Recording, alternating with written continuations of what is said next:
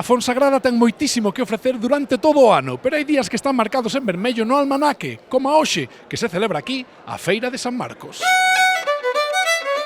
Contenos un pouquiño que é o que podemos atopar nesta Feira de San Marcos. Pois vais a topar o millor ganado de todo Galicia, que é o que se cría en Fonsagrada. Esta feira sempre era tradicional en Fonsagrada, o que pasa que levaba uns anos que non se celebraba, non? Que fixemos? Pois falar cos gandeiros de Fonsagrada para que trouxeran o seu ganado como exposición, non? Nosos pais pois viñan a Fonsagrada o 25 de abril para vir á feira. Daquela non se viña a Fonsagrada todos os días, non? As tradicións sí que mantelas, e aparte que hai outro tema, que é o tema económico, o que significa económicamente para a hostelería, neste caso de Fonsagrada, non?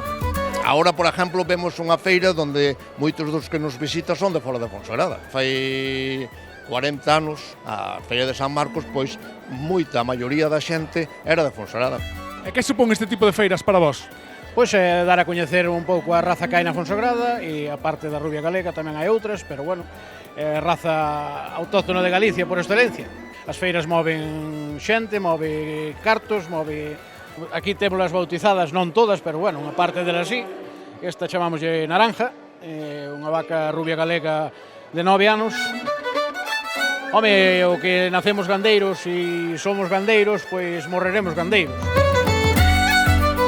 Temos a Flevic, estas caretas da cara blanca e máis a blonde da Aquitania, a rubia da Aquitania que é francés. Estas son alemanas ou suízas, son de fora todas dúas. A ver se a xente nova se anime a seguir con isto. É un evento pois máis que nada para revalorizar o sector, darlle a importancia que ten nesta comarca o sector primario e, bueno, reivindicar tamén un pouco pois o noso valor. Móllese, cal é a súa raza favorita? Como galego e como lucense, como alcalde de Fonsagrada, lóxicamente a miña raza é a rubia galega, non? De feito, hoxe temos unha subasta de novillas de rubia galega, sin desmerecer para nada o resto das razas, non? Que sería de Galicia sin vacas? Pois eu non mo lo imagino, non? Non sei o que sería.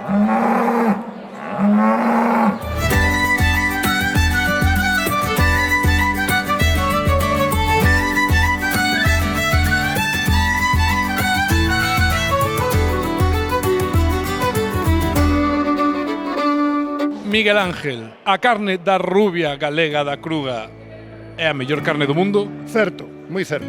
A unha, as dúas, as tres, adjudicada.